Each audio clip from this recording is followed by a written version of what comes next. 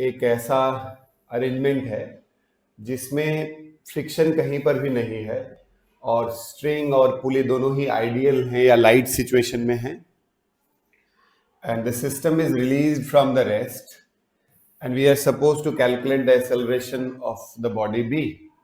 तो body B का acceleration हमें निकालना है। ये जो क्वेश्चन है यहां पर, ये प्लेन कंस्ट्रेंट मेथड का क्वेश्चन है। कंस्ट्रेंट मेथड का क्वेश्चन है। कंस्ट्रेंट मेथड में क्या होता है बच्चा, ये जो लेंथ ऑफ द स्ट्रिंग होती है वो पूरे मोशन के दौरान बदलती नहीं है। मींस जो भी लेंथ ऑफ द स्ट्रिंग है वो बदलेगी नहीं और वो यहां पर फिक्स रहती है। इसका मतलब ये हुआ कि बॉडी अगर नीचे आए या लेफ्टवर्ड डायरेक्शन में आए तो इस सिचुएशन में ये लेंथ बदल सकता है, ये लेंथ बदल सकता है, लेकिन total length of the string change नहीं हो सकता।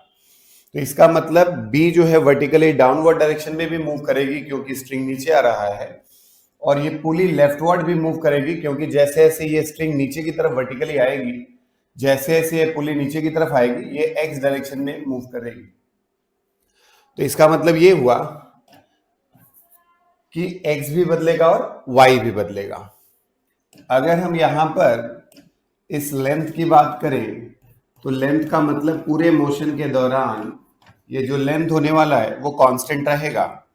तो लेंथ अगर बदलेगा नहीं तो हम इससे टाइम के साथ अगर डिफरेंशिएट करेंगे तो रेट चेंज 0 होना चाहिए।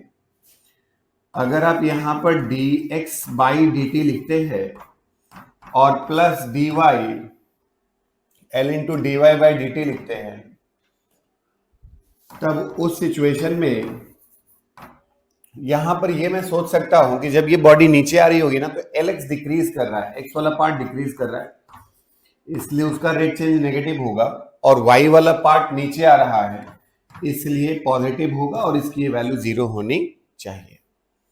तो जैसे ही यहां पे लिखेंगे एक हो जाएगा vx और दूसरा वाला vy। अगर इनका हम टाइम डिफरेंशियल लेते हैं तो इसका मतलब ये हुआ कि मैग्नीट्यूड वाइज हम इनका एक्सेलरेशन बता पाएंगे। तो ax की वैल्यू और ay की वैल्यू a के बराबर होगी। मतलब ये हुआ कि ये जो ब्लॉक है इसकी वैल्यू हम लोगों ने इसका एक्सेलरेशन a के बराबर ले लिया, तो यहां पे एक्सेलरेशन a के बराबर है और ay भी a के बराबर है। इसका मतलब आप सोच सकते हैं कि ये बॉडी साइमल्टेनियस पैटर्न पर ये नीचे की तरफ भी आ रही होगी और ये लेफ्टवर्ड डायरेक्शन में भी जा रही होगी। और अगर हम ग्राउंड के रिलेटिव बी ब्लॉक का नेट एक्सेलरेशन चाहते हैं तो इसका मतलब ये हुआ कि इन दोनों का वेक्टर सम अगर हम लें तो ग्राउंड के रिलेटिव बॉडी बी का नेट एक्सेलरेशन आ जाना चाहिए। तो इस प्रकार अगर बॉडी बी का एक्सेलरेशन हम निकालेंगे तो ax का square, because these two vectors are perpendicular to each other, जैसे ही दोनों वेक्टर्स एक दूसरे के परपेंडिकुलर होंगे a net will be equals to root over of ax square plus ay square, और चूंकि ax और ay की वैल्यू बराबर है इसलिए answer should be a root 2। So I hope you got the point. Answer should be a root 2। So simply आपने क्या समझा, length of the string remains the constant whole throughout the motion. यहां पे y वाला part नीचे आएगा तो naturally x वाला पार्ट घटना शुरू होगा, डिक्रीज करना शुरू होगा।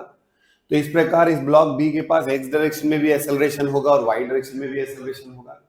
मैंने कहा लेंथ नहीं बदलेगा तो बस नेचुरल सी बात है, उसका डिफरेंशियल या उसका रेट चेंज अगर हम लोग कैलकुलेट करें तो 0 होगा। तो यहाँ पे आपने देखा dx बाई dt निकाल लिया और dy बाई dt मतलब लेंथ x और y पार्ट दोनों का निकाल लिया, दोनों को डिफरेंशिएट किया। यहाँ माइनस साइन जो इंडिकेट कर रहा है, यहाँ पे लेंथ x टाइम के साथ डिक्रीज कर रहा है इसलिए माइनस vx, और y टाइम के साथ इंक्रीज कर रहा है इसलिए vy। तो vx should be nothing but vy। अगर हम इसे टाइम डिफरेंशिएट करेंगे तो ax बराबर ay and it should be equals to a। तो यहां पर अगर इस बॉडी का नेट एक्सेलरेशन लिखेंगे आप तो root over of ax square plus ay square and that is, तो यही ब्लॉक B का ग्राउंड के रिस्पेक्ट में एक्सेलरेशन है ना। तो ऐसे अच्छे क्वेश्चंस के बारे में बात करने के लिए और भी क्वेश्चंस लाता रहूंगा। JEE mains, NEET, JEE mains advance के क्वेश्चंस लाता रहूंगा और स्टूडेंट्स इन कंसेप्ट्स को सीख करके और अपने फिजिक्स के नॉलेज को इन्हांस कर सकते हैं। तो बहुत बहुत धन्यवाद है आप सभी लोगों का। नॉलेज इस चैनल को सब्सक्राइब करें और मनोबल बढ़ाने के लिए सब्सक्राइब करेंगे तो हमें भी अच्छा लगेगा और मैं और वीडियोस लाने की कोशिश करूंगा। तो बहुत बहुत धन्यवाद है आप सभी लोगों का, शुक्रिया।